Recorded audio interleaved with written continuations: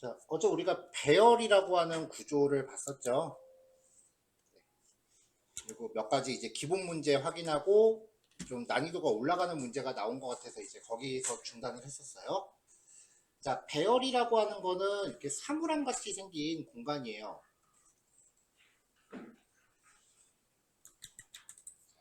이런 공간을 만들고 이름표를 이렇게 붙이는 게 int 타입의 배열이다 라고 괄호 쳐주고 이름 지정합니다.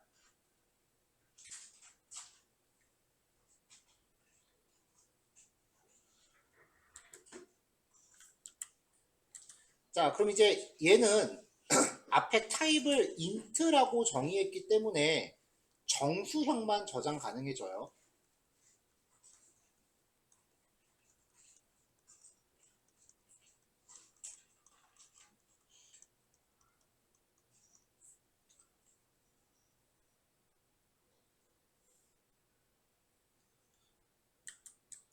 자, 그리고 이제 A는 new int라고 하면서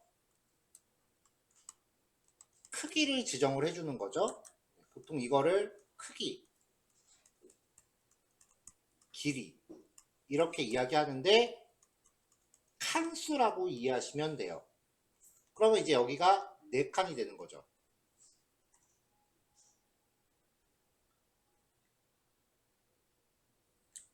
자, 이렇게 이제 4칸짜리 공간을 만들면 모든 칸에 기본값이 적용됩니다.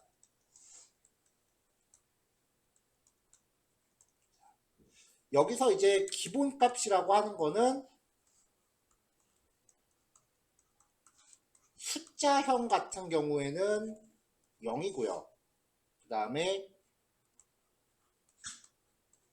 불리형 같은 경우에는 false가 되고요. 그리고 문자열 같은 경우는 null이라는 값이 되는데 여기서 null이라는 값은 아직 진도 안 나간 거니까 뭐 크게 신경 쓰지 마시고 그냥 빈 값이라고 생각하시면 된다고 했어요. 또 하나의 특징이 0부터 시작되는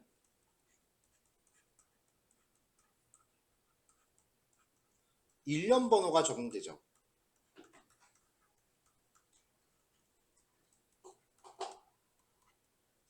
이 일련 번호를 배열의 인덱스라고 합니다. 그래서 0번째, 1번째, 2번째, 3번째 이렇게 들어가고 각각의 칸에 이제 전부 0으로 채워지는 거죠.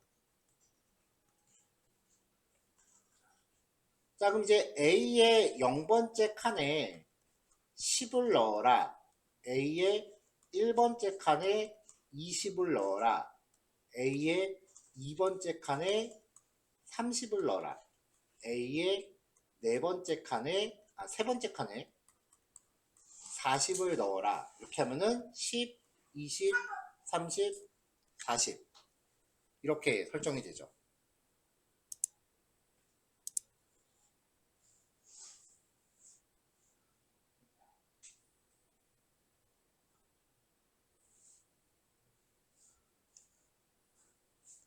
자, 요게 이제 배열의 이제 기본 구성이었고요.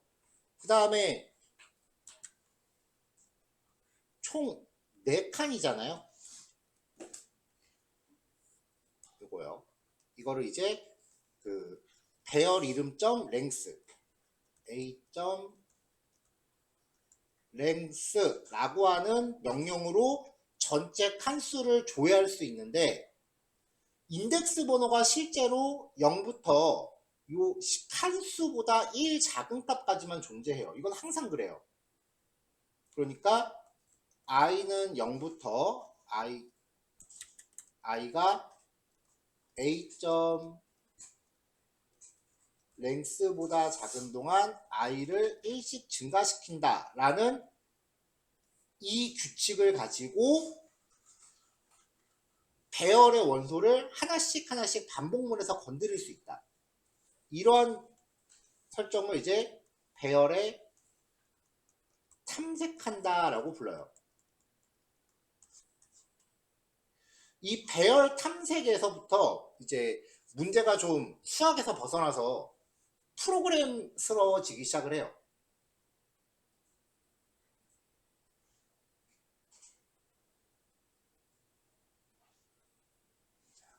그래서 이제 거기에 관련된 문제들, 어제 보다 거 이제 두 가지가 있는데 가장 기본적인 유형부터 보려고 합니다.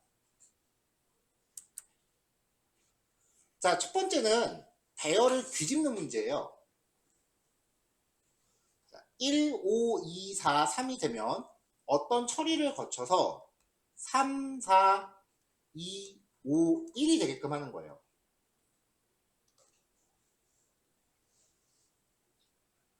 자, 그러면 어떤 규칙으로 들어가는지 볼게요.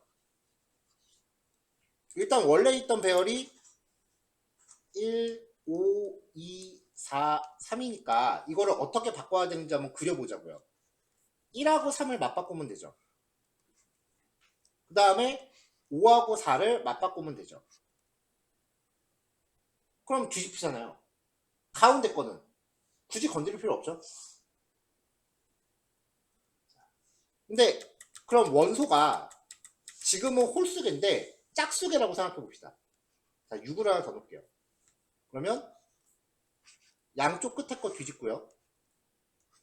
얘랑 얘 뒤집죠? 그리고 얘하고 얘를 맞바꾸면 돼요. 총 몇 번 해요? 원소가 6개일 때 3번 교환하면 되고요. 아까 원소가 5개였을 때는 2번 하면 됐죠. 여기에서 규칙을 찾으면 길이를 2로 나누면 됩니다. 자, 6 나누기 2는 3이죠. 5 나누기 2는 2죠. 정수끼리의 나눗셈은 정수 목만 구하니까. 자, 그래서 전체 반복 횟수는 길이 나누기 2예요.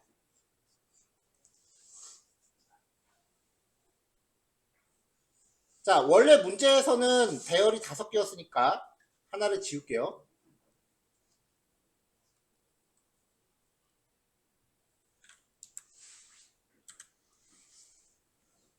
자, 그러면 이제 i는 0부터 데이터.랭스가 5인데 5 나누기 2라고 했으니까 결국은 결과값 2다. 그럼 i의 변화량은 0부터 2보다 작을 때까지니까 1까지 1씩 증가해요. i는 0번째, 1번째예요. 자, 0번째, 1번째. 여기에 대해서만 반복을 할 거예요. 그러면 i가 0일 때 맨 끝에 거랑 바꿔야 되죠. 네 번째 거랑 바꿔야 되죠. 0일 때 네 번째 거랑 바꿔야 되고 1일 때 세 번째 거랑 바꿔야 되죠.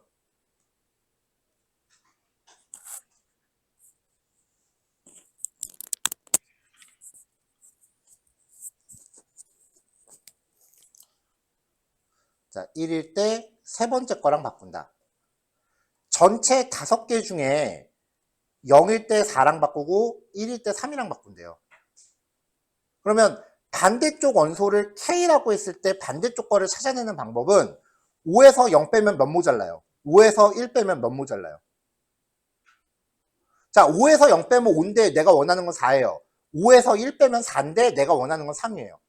그럼 어떻게 줘야 돼? 1을 더 빼줘야죠. 그래서 데이터의 길이 빼기 i, 얘가 i니까 빼기 1 해주면 반대쪽 원소를 찾습니다.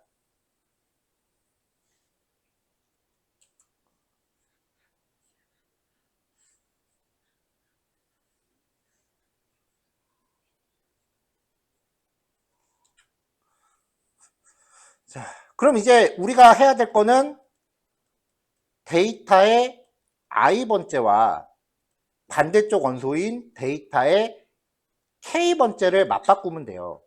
이거 전에 했었죠. 변수 맞교환하는 거. 얘를 a고 b라고 했을 때 얘네끼리 맞바꾸는 건 안 되니까 새로운 변수를 등장시켜서 C라고 할게요. A의 값을 C에다 넣고 B의 값을 A에 넣고 C의 값을 B에다 넣어준다. 그래서 요 C는 버리면 된다고요. 이런 식으로 사용하는 C를 임시값이라고 하는데 임시라는 의미가 템포러리잖아요. 그래서 보통 임시 변수의 용도로 쓰는 애들은 템프 내지는 TMP라고 이름을 많이 지어요. 자, 그래서 C 대신에 TMP라고 이름을 정하고 데이터의 i번째와 k번째를 바꾸면 돼요. 그럼 데이터의 i번째를 TMP에다 넣고 i번째를 TMP에 넣고 k번째를 i번째에 넣고 k번째를 i번째에 넣고 마지막으로 TMP를 k번째에 넣어라. 아까 순서 그대로 처리하면은 반복문 돌면서 i번째와 반대쪽 원소인 k번째를 순서대로 바꾸죠. 네, 그렇게 하고 출력하면은 배열이 뒤집힙니다.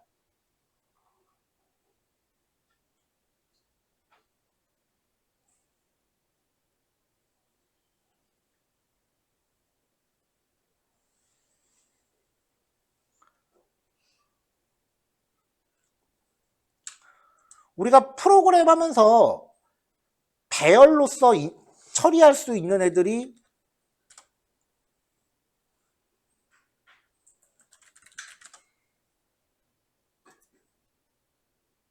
이런 페이지거든요. 뭔가 이렇게 목록처럼 나온다라고 하면은 그냥 다 배열이라고 생각하세요. 좀 더 정확하게는 배열의 업그레이드 버전 같은 건데 내부적으로는 배열이에요.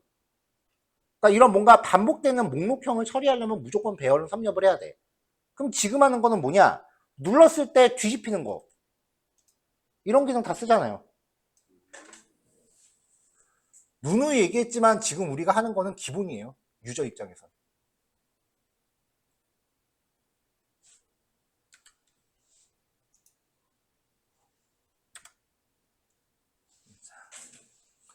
자, 요번에는 상품의 최대값을 적용하는 겁니다. 찾는 거예요. 배열의 원소가 있을 때 가장 큰 값을 찾습니다.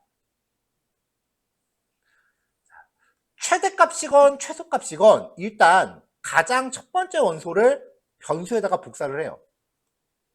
자, 그러면 맥스에 저장되어 있는 게 5죠. 그 다음에 나머지 거를 반복을 돌면서 이 맥스에 저장되어 있는 거랑 비교를 해요. 자, 5하고 2하고 비교했을 때 5가 더 크죠. 그럼 패스. 5하고 7하고 비교했을 때 7이 더 크죠. 그러면 7을 다시 맥스에다 넣어줘요. 그럼 얘가 7을 해요.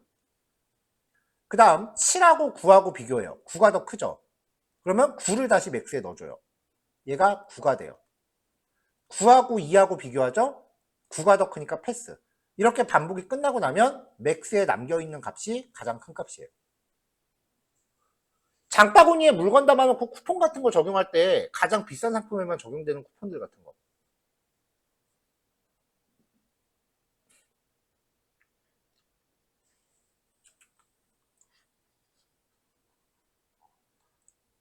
여기에서 응용하면은 뭐 배열을 반복을 돌면서 이제 5보다 큰 값을 몇 개인가 뭐 그런 걸 카운트할 수 있어요. 그럼 장바구니에 있는 그 물건에 쿠폰 적용할 때 3만 원 이상 금액에만 5% 할인되는 쿠폰을 적용한다. 뭐 이런 식이 되는 거죠. 그 쿠폰 기능 만드는 게 난이도가 어마어마하게 높아요.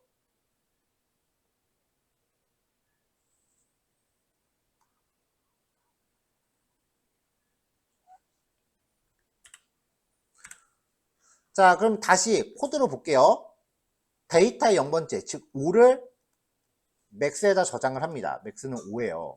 그 다음에 나머지 거를 반복하면 돼요. 1번째부터 끝까지 반복을 하는 거죠. 그래서 i가 1부터 끝까지 반복할 때는 길이보다 작다라고 설정하시면 돼요. 이거 그냥 외우셔도 됩니다. 그 다음에 i가 1씩 증가합니다.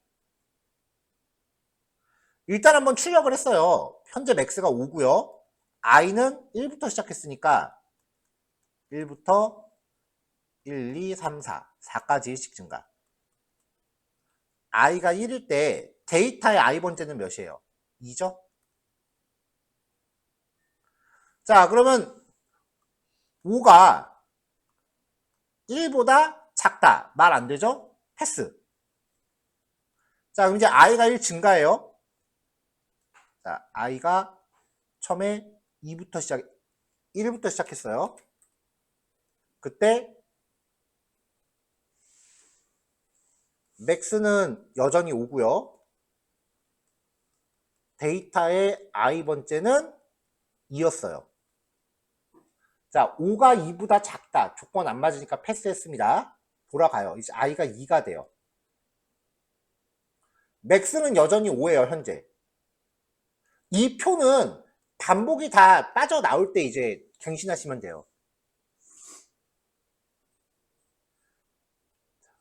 i는 2가 됐고요. 그럼 데이터의 2번째는 7이죠.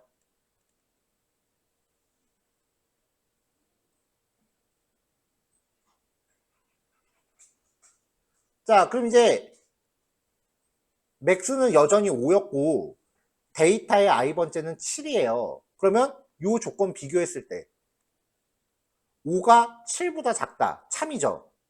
그러면 데이터의 i번째 값, 즉 7을 맥스에다 저장을 해버립니다. 얘가 일로 저장이 되는 거죠. 그럼 5가 7이 되죠. 자, 돌아가요. i가 3이 됐어요. 맥스는 7로 바뀌었죠. 그러면 0, 1, 2, 3. 이번에는 데이터의 i번째가 9예요. 자, 7이 9보다 작다. 말 되니까 데이터의 i번째를 맥스에다 넣어줍니다. 얘가 9가 되죠. 자, 돌아가요. 마지막 i가 4입니다. 맥스는 9로 바뀌었어요. 데이터의 i번째는 2죠. 자, 2가 9보다 작다. 말 안 되니까 패스. 자, 이렇게 해서 반복을 다 처리하고 마지막에 최종 저장되어 있는 맥스 값을 확인하면은 배열에서 가장 큰 9가 된다는 거예요.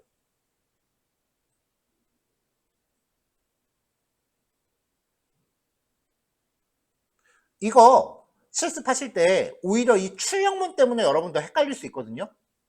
그러니까 이 출력문은 아예 출력문은 코딩하지 마시고요. 이 11라인이랑 15라인은 코딩하지 마시고 따라가면서 이런 표 한번 직접 그려보시고 브레이크 포인트 여기 포문에 찍어서 반복 돌면서 내가 그린 표대로 움직이는지 체크해보세요. 꼭 해보세요. 자, 일단 1교시 가볍게 이거 두 문제만 할게요. 자, 10시 20분까지 실습 완성하시고요. 10시 30분까지 휴식하겠습니다. 혹시 실습 부족하면 실습 시간 연장할 테니까 걱정 마시고요.